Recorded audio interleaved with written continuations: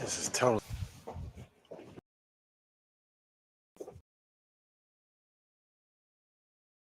100%.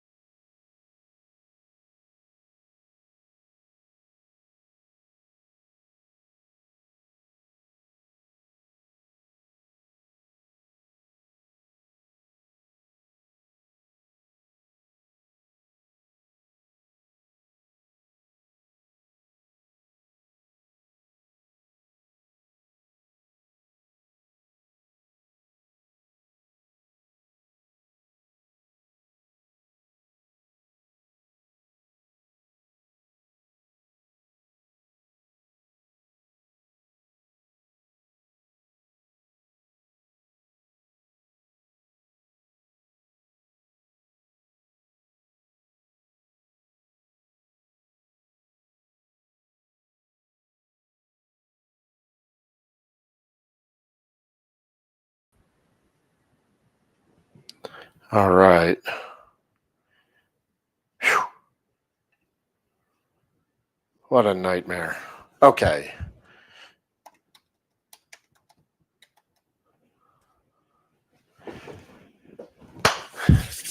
Well, wasn't that exciting? Looks like there's a few people still hanging out here. If you guys can hear me and see me, please throw something into the YouTube chat. Um, I've been having loads of connectivity problems here. It's been about 40 minutes trying to just connect to YouTube, well, just to the internet in general. Just kept getting booted 100%. So I'm not sure what is happening or how long. Okay, so Vincent says, looks good and sounds good. Bob, hear me and see me. That's awesome. That was the hope here. Like I said, it's been awesome. You guys are great. Thank you. Good. So again, I apologize for the late start. It's been about 40 minutes trying to connect to the internet here. For some reason, I'm not sure what happened, but I started rebooting the router and the Wi-Fi extenders and everything else to come out here to the shop quite a while ago, trying to get all of this stuff functioning, and finally made it. So Paul says I sound better this week. I sure hope so. um, and Skip says his screen is dead and frozen. There, I can't help you. I don't know. All right, so I am going to, wow, quite a few people here. That's awesome. All right, so let's take a breath, kind of put all of the troubles for the last 45 minutes or so out of my mind, and we'll get down to saying, welcome to No BS Woodworking Tuesday Tips. This week, I told you that I wanted to talk a little bit about brushing techniques. Hopefully, my internet connection stays stable. I actually hope I stay connected long enough to get through this. And last week, Troy had thrown into the chat something about wanting to talk about dovetails and the drawer fronts and how I deal with the coloring and the finishing of the area at the end of the drawer front where you have the half blind dovetails going in. So I am going to try and get to that too. So let's everybody but Skip seems to be doing okay. Hopefully his screen is not dead and frozen anymore. I think it might just be a Russian plot. Who knows? All right, so we're going to talk a little bit about brushing technique for top coat finishes. And somewhere in there during the week, I decided to talk about exactly the method that I use for applying stains and dyes. So I have a little bit of aniline dye here, and I'm going to switch cameras up and show you my brushes that I'm using here. One for the stains and the dyes, and then another for shellac. If I'm going to brush varnish or polyurinate, something like that, then I'm going to use a different type of brush than this. But I want to switch cameras and zoom in on the brushes themselves. So we've got the board here. And what I wanted to show you first is the type of brush that I use for these finishes. So this round brush, it's about a 1-inch round brush that I have that I've been using probably for at least 20 years for stains and dyes. Primarily I use this for water-based things because that way I don't have to worry about incompatibility if I'm using an oil stain or something like that with it. with this same brush, then turning around and going to a water-based, and now it doesn't want to adhere.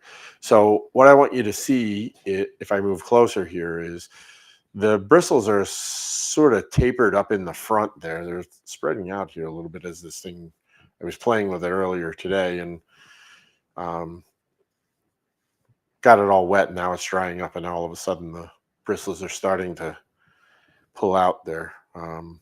Not pull out, but they're starting to spread out. They're starting to hang off the side. But it's that the fact that this thing tapers out here at the end, and allows me to essentially reshape the brush as I stain or dye. And for my shellac, I'm using a badger hair brush. It's obviously a natural bristle brush. This is a China bristle or a hog's hair, the round brush. This is a badger hair brush. The bristles come from, well, a badger. And you can buy badger hair brushes from a lot of different places. The place that I get mine from usually is Jamestown Distributors. They're a boat supply place. And who would have thought that, any place that sells boat supplies would be less expensive than, say, your local paint store or something like that. But they seem to have these red tree badger hair brushes. I use about a 2-inch brush for the most part. I do have some 1-inch brushes. Very seldom do I go larger than that because I'm making furniture. If I was going to try and shellac a floor or something like that, I would use as big a brush. I'd use a mop if I could. But the great thing about a badger hair brush is, once again, if I look at it, you can see that those bristles sort of taper out, gives you the ability to really be accurate when you start to apply some pressure to that. And if you're going to do things like touch up or finish up that area on the ends of a drawer front. So what I want to show you first, I'm going to go first with the dye. I'm going to start at one end here and see if I can't show you what I normally do. So again, this is a water-based aniline dye. I tend to buy the powders more so than the liquid things, simply because I can control it, measure it, and repeat it a whole lot easier. So the whole idea with an aniline dye is I want to, and I've got a piece of poplar that I'm using as my demo board here, and I've sanded it down to 220. I didn't go crazy with it because that's a demo board. So what I want to do is show you that when I'm applying my my aniline dye, which I use quite often in combination with a stain, the way that I apply it is I flood it on. So I'm laying it on. You can see it's fairly wet. And I'm going to keep that stuff wet for about 5 minutes. Now, I'm not going to make you sit here and watch this for 5 minutes. But you get the idea. Even though I've brushed this stuff on, I keep working the area. And again, I'm working it, this brush, the whole purpose is dunk it in the dye and lay that stuff on wet. You'll see that when I go to start to do shellac and things like that, my brush is not quite anywhere near as wet as this. So you can see I'm leaving that dye puddle up on the surface, and we're going to keep it wet, put it on, let it soak in for a little bit, and then as it dries up in different areas, this is pretty heavy at the moment. I'll go back and sort of move it around, and after about 5 minutes, I will take and wipe it down. Of course, somewhere in my travels this evening, back and forth, I misplaced my my rag, so I'm going to go grab a new one since I can't see it. Oh, there it is.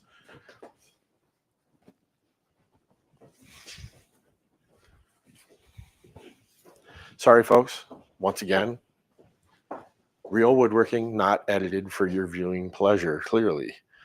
So as I let it soak in, the longer I let the aniline dye soak in there, the richer my color is going to be. Since I'm not letting this sit for 5 whole minutes, you know, I'm not going to get as dark and rich a color as I would if I had let that sit the entire 5 minutes. And sometime that might be a thing if I want to, maybe I'll do something at some point here in the next few weeks just on aniline dyes and ideas that I have, how I use them, how I mix them. Show you those kinds of things. And then what I can really do is I can start a section of this prior to the start of the live stream and, show you what it looks like if I put some on right now and I had some sitting there for 4 or 5 minutes and then we wipe them off and you'll see a stark color difference in them.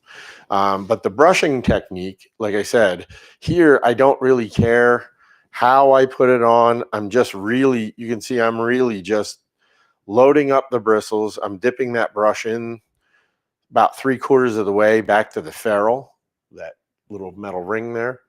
And literally I'm just squeezing all of the liquid back out of that brush. So that's the whole point of tonight's show, is talk about those brushing techniques. The idea here is I'm just trying to load that stuff up on there and really get that surface saturated. I can bring that camera over a little closer too, I think. Maybe we'll come around here. Trying to keep it on the piece, or more likely on my computer, because that helps you nothing at all, right? So I'll take this down and I will widen up the shot, and you can see I've got loads of dye laying on the top of that board. I mean, it's just puddled on there at the moment. And like I said, the longer I let it sit, the better my color is going to be. It's going to go quite a bit darker.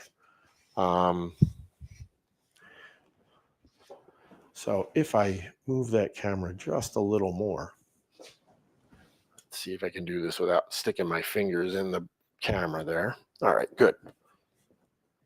You should be able to see right here on the end of this board. Now we'll release, oh, you can see it quite well.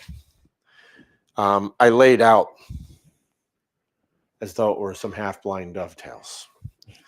So if this were a drawer front, the other great thing about that round brush, like I said, is those bristles are kind of tapered. You can actually see now that it's kind of got a flattened edge on there. I can take that and just sort of skate right along that side, that end edge there, and create a nice straight line, except for where I missed those 2 little spots. And then come back in here. So to answer Troy's question, if I'm staining or dyeing my piece of furniture, the first thing I do is when I dye it, you can see how much of that, I'm going to take that camera down just a little more. I'm going to try not to do that, which was puddle it up on the end. Because I'm going to be, because what I really want is a nice neat line right across my scribe line for my dovetails. The great thing about this is I can go back in there and sand all that off if I have to. Why does my camera keep rising? A little heavier on the lock. Stay. Good.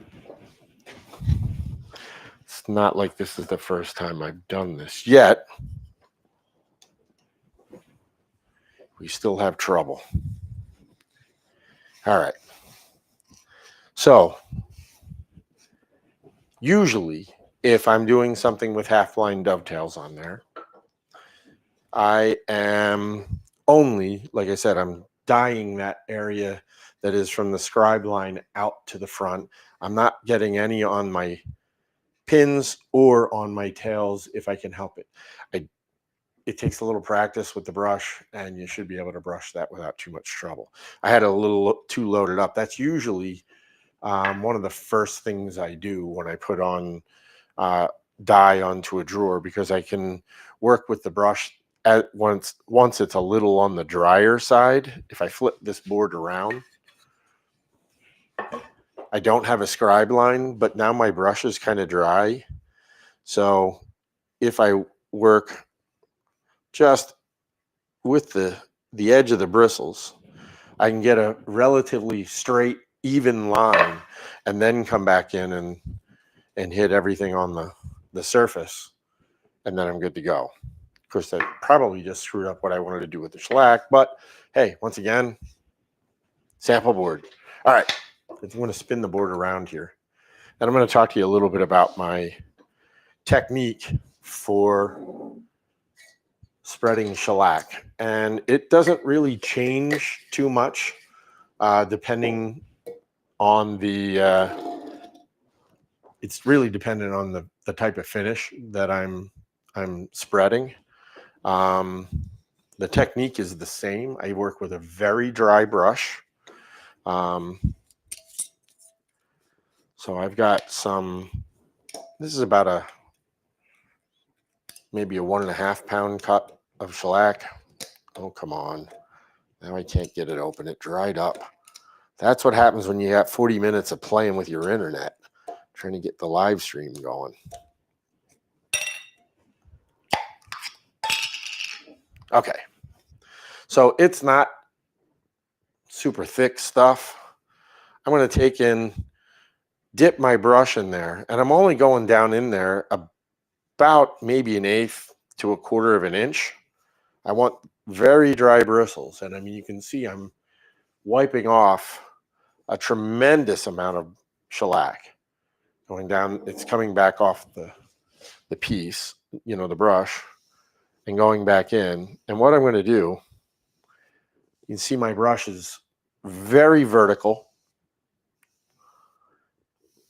yet I'm covering a whole lot of surface pretty quickly.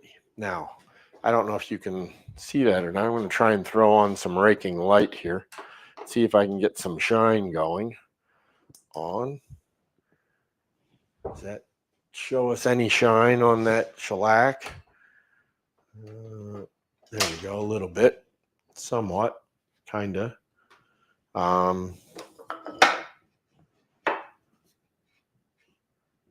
So, I mean, you can see even with a super dry brush, I've got a lot of reflected light coming off of that. So I have a nice even coat on there. Troy wants to know if the water-based aniline dyes interfere with PVA glue, and can I stain the drawer fronts before you glue up? The aniline dye will not, as far as I know, do anything to the PVA glue.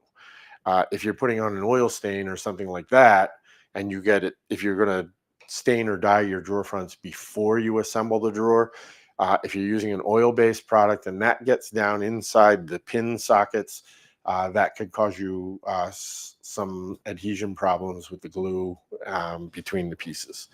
But when I do the brush, my badger hair brush for my shellac, again, I'm working with a very dry brush. Hey, hold on to the piece, will you? Keep that thing vertical. You saw when I was working with the dye brush, I was really mashing it over and just squeezing all of the liquid out of it to get that surface saturated. What I'm working with on my brushing technique for top coats really is to keep it vertical, and I'm just letting those tips touch the surface.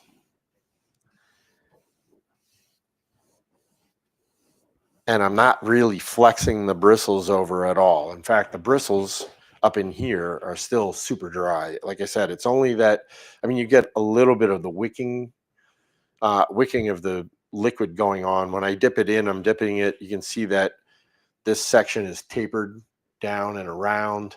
So I'm dipping it in about maybe halfway up that tapered section. And then the rest, there's shellac at this point up to about here in those bristles. And that's because it wicks right up in there. The reason that that happens is because the ends of the bristles are flagged. They're not a single hair. They come up and then they branch out. I guess women would, from the 70s called that split ends. Who knows what they call it today. But the idea is you've got multiple strands coming off the end of those bristles, and that helps grab and hold on to whatever top coat you're putting on there.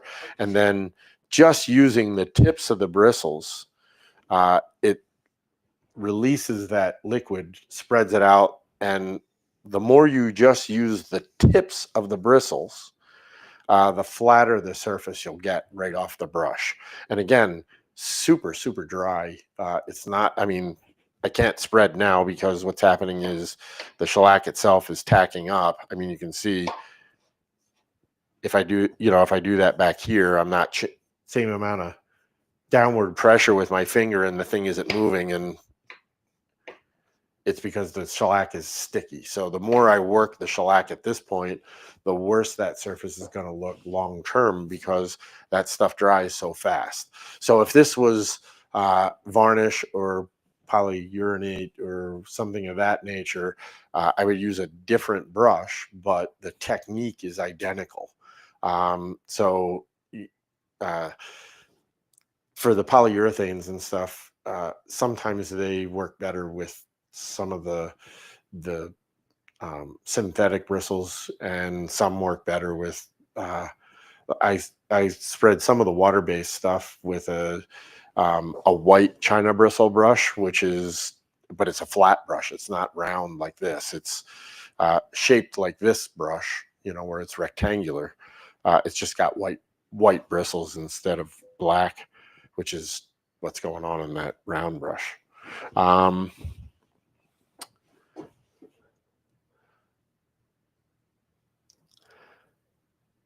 Okay, so Vincent says at some point, perhaps you could do a follow-up video on applying finish to a non-flat surface like table legs, chairs,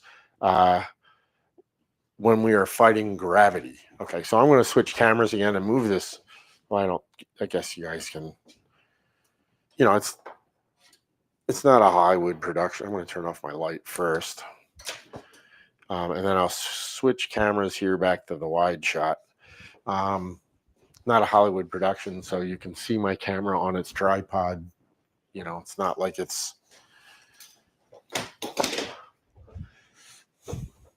we don't have a $250 million budget for this. So, in fact, there's no budget for this.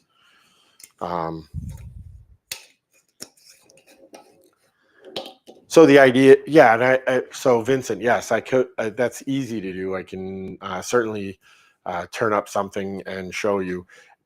Again, a lot of the key to success when you're brushing a finish, whether it's on a flat surface that's lying down, a flat surface that's vertical, or a non-flat surface, a turned surface, or a tapered leg, or something like that. The key to making a uniform film on there, and again, it doesn't matter. Even if it's brushing lacquer, which is just regular lacquer that has retarders in it to slow down the drying process enough that you can actually spread it with a brush rather than spray it on. Pretty much any top coat finish, I'm going to use the brush that the manufacturer recommends. Shellac, I don't know if any manufacturers specifically recommend a badger hair brush. I have just always found those to give me the best results. I've tried it with regular China bristle brushes, and I've tried it with polyester and nylon bristle brushes, synthetic bristles, and the I just never get the same result. It tends to drag more with the other types of brushes. This lays out quickly. I can spread it over a huge area in a very short period of time, which is what you have to do with shellac because it dries so rapidly. It gets tacky. And when you're working it, if you're going back and forth on there and you start to feel it drag at all, you got to stop working that area, because once it starts to gel up, if you work it, those brush strokes are going to be there forever. So dry brush is the key to, if you really load up that brush and you start to paint it on, you're going to get runs, drips, puddles, sags, everything you can possibly imagine that you really don't want. And it doesn't matter what type of finish you're using, that stuff is going to happen. So put on thin coats. Thin coats are better than thick coats always. The best way to get a thin coat, keep the brush relatively dry. Use just those tips. Like I said, when I was brushing this area, the handle was almost at 90 degrees to the board. It was a little off, so 5-10 degrees, something like that. But I'm actually holding the brush more like a pencil. I'm not sitting here trying to whitewash this thing. I'm trying to very carefully apply it, and I can apply to a very large area in a very rapid period of time. The great thing, I'm all about shellac. I've been using it for my whole career for finishing things.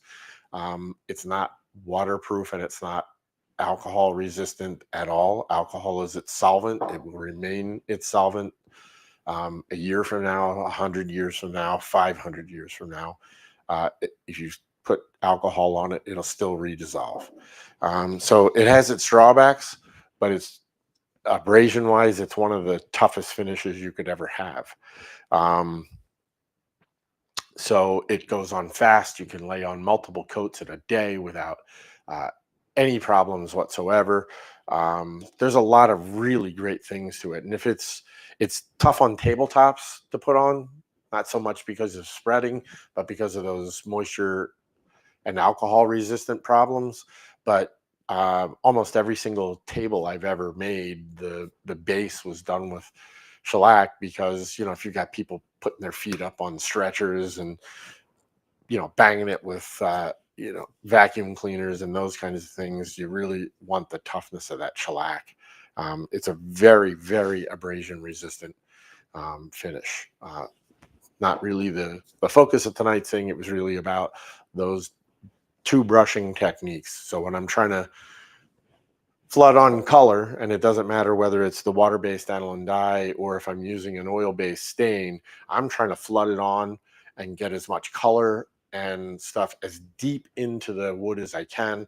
So even if I was using an oil stain, I would flood that on and keep that area wet for 10 or 15 minutes, because oil dries a lot slower than the water, and you want that oil and the pigments to penetrate as deep as possible. So aniline dye, I'm flooding the surface, keeping it wet for 5-10 minutes at the most. For oils-based stains, I'm flooding it on and keeping it dry 15 minutes, maybe sometimes 20. Keep it real wet, and then sort of ragging off whatever's left after that period of time. When I get to putting the top coats on, once that's completely dry, I'm going to use a very dry brush, and I'm keeping everything vertical, and I'm not really pressing it down, trying to flood it on. I'm really trying to lay it out in a very thin, even coat over the whole surface. And that's what you get by keeping that, pardon me, keeping the brush perfectly vertical and just allowing those tips to touch. It spreads out the finish. The finish has, if you do it quickly, the finish will have plenty of time to level out and get rid of most of the brush strokes, and off you go. So, all right, let's see what else we got. What's your technique for blending shellac on large surfaces like a tabletop? By blending, you mean trying to avoid overlaps and brush marks? If that's the case, then the answer is thin it down and brush it as fast as you can. If you're going to do sections, so like if this was a tabletop that I was doing, if it was twice, wider than my workbench, I would work this section all the way across, and then I would overlap. So if I've got a section, say a foot or two wide that I've done at the end of the bench, and I want to do this next section, if it's, let's say I did a 2 foot section of this, somewhere in here, I'm going to move down, but I'm only moving down about 2/3 to 3/4 of the way, and I'm overlapping and feathering those strokes out in between.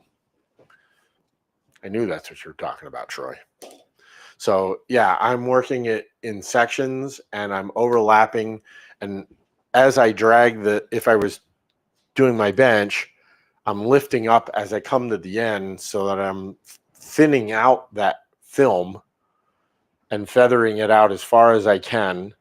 And then when I overlap, I'm starting with a very light touch and then coming in and applying more, so that essentially I'm overlapping those layers of finish, and I've feathered out in both directions so that I don't end up with a hard line. Okay. Again, something that, maybe for a future episode, I can prep a piece that's, 2 or 3 feet square, and we can I can try and show you how I would shellac that, or varnish it or something, with some kind of a top coat. So, both of those ideas, doing something that's turned and vertical, and then doing a much larger surface, are really good for future episodes. So I'm going to write those down on my list.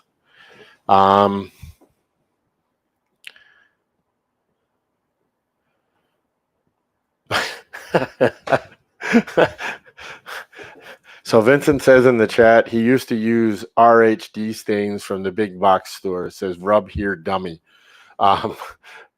He recently tried I'm assuming that's non-grain raising NGR dye, then oil-based on top. Amazing color and depth of tone. Yep. So there's another thing that I teach in my finishing class, which there is one later on this year. It's a week long. Is that the best finishes have a variety of layers of color and things like that. So no matter what I would do, almost everything has some kind of an aniline dye as a background color. And then I make my own oil stain. I mix my own aniline dyes rather than buy it already mixed from somebody else. Sorry, I'm playing with my mic. The non-grain raising stains are more of a chemical base. They're good. They don't, unlike the water-based dyes, they do not necessarily raise the grain as much. Alcohol-based aniline dyes function very similar to the non-grain raising. The big thing you're going to have there is the alcohol-based tend to dry up so fast that it's hard not to get lap marks. Water-based aniline dyes are super forgiving. When I put it on, if I end up stopping in an area like where I stopped on this board, I could come back. If I hadn't shellacked this section of it, I could then feather that out, really flood this surface again, and get rid of that hard line pretty much 100%. And then by the time I put a top coat on there, you wouldn't notice the hard line at all. So water-based aniline dyes are very forgiving when it comes to lap marks and stops and things like that. So the other thing, there was something. Oh, so I tend to put the aniline dye on as a a background color, and then I make my own oil stain tinted to the colors that I want to use in combination with that aniline dye to get the penetration and the depth of color that I really like it on a piece. If I just use an aniline dye, to me, things tend to look a little anemic. The color is a little thin, whereas if you use the aniline dye as a toner to set the background color, and then you layer uh, oil stain or of some sort over top of that, and then you build up a finish on top of that, you know, a film finish or even an oil finish on top of that, you tend to get a whole lot more depth of color. The colors are richer. It layers, layers, layers, layers. That's always a good thing. I see another one in there. So Douglas says, so will subsequent coats dissolve the first coat's brush marks? Shellac will dissolve into itself, depending on how long you let that sit between. This is no longer tacky. Look, I'm pressing down harder than I was before, and the board isn't moving. When it was sticky, I barely had any downward pressure, but this is dry. Okay, I could sand this and tack it off. Although shellac you don't really need to tack off because it melts into itself. I'm just kind of OCD that way. So I would sand that, lightly tack it, and then brush another coat on there. This stuff is dry to the touch, but it's not fully cured yet. So if I had some brush marks in there, it's going to lessen them in subsequent coats. It's going to keep dissolving them and spreading them out. I have, at the moment, because I was working this area far too long, there are some serious drags that are showing up here at this end, which I suppose I could switch back to the other camera and see if I can't get onto. Yeah, you can see it right there where the dark color is right there. So that's when I was doing this and the shellac started to dry up and drag, it left extra residual shellac right at the end of that stroke. Those would be hard to get rid of. You could theoretically take a rag, soak it in some alcohol, and work it to thin those areas out, and then recoat, and it would get rid of most of it. But the problem you've got is where that dark streak is, that's super thick compared to the area next to it. And again, that was because I worked it too long, and I'm dragging excess shellac that's already nearly dry out into that area. So, make sense? Hopefully. But that's shellac. If you're brushing lacquer or you're brushing polyurethane or varnish, those do not melt. Well, lacquer melts the subsequent coats, but varnish and polyurethane does not. So whatever you have in your surface, you either have to sand down, level it down with a felt block and sandpaper, or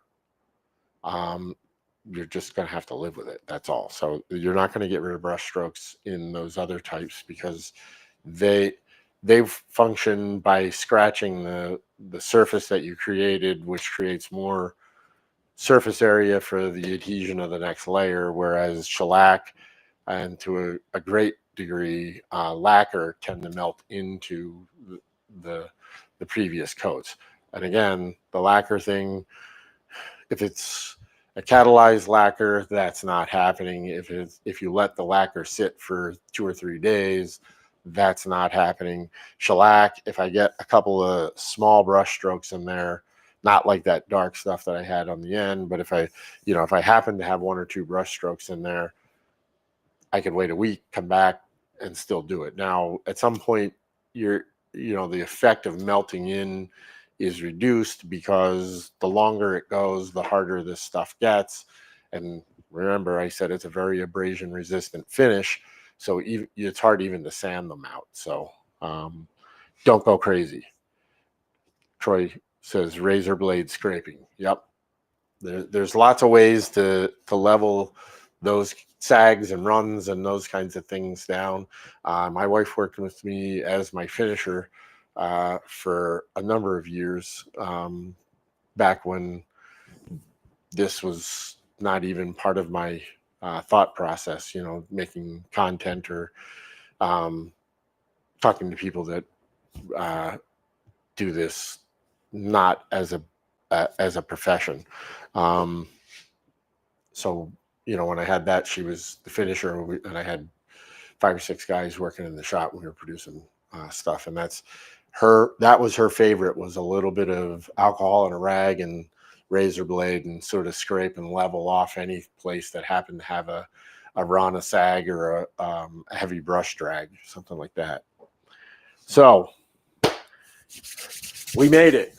We got through. We started late. We're finishing a little later than I normally want to finish, but we got there. So I lost what I was going to do for next week. I had it in my head all day. I was like, oh, this is a great thing. We're going to do it. So keep your eye on your inbox. I will send out another reminder, probably later in the week, that will tell you what next week's episode is all about, since I can't remember it off the top of my head at the moment. A very trying evening. And it was so good too. But we'll go. And I have a class in the shop this week, and we were talking about things all day. So at the moment, I've got about 12 different ideas in my head, and I can't remember which one of them was for next week. So we're going to call that an evening. Thank you guys for watching. Thanks for the patience up front. I'm glad you guys stuck around for the 20 minutes of dead air trying to get the connect to the internet. And I am more than a little happy that my internet connection finally got reestablished and stayed connected this whole time, or at least I think. Vincent says, what's my official start time? The official start time was 8:00 p.m.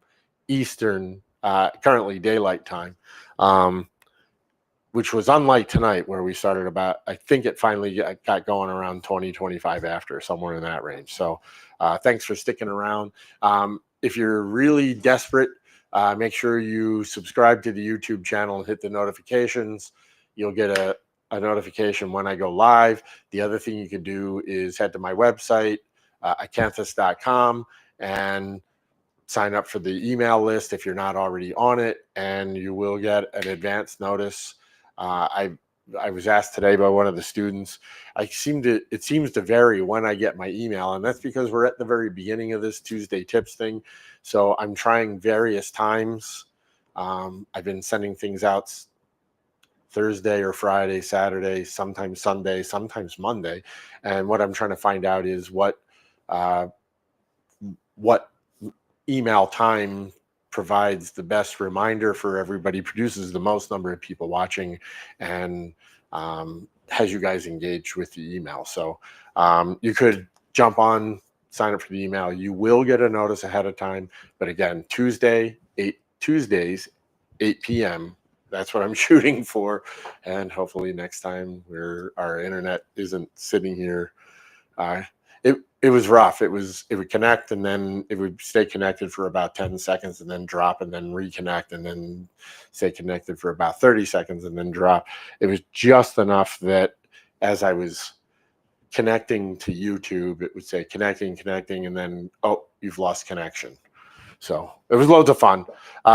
Thanks again for coming out. Thanks for sticking it out again for the whole time. I appreciate it. And I will see you all next week. Thanks.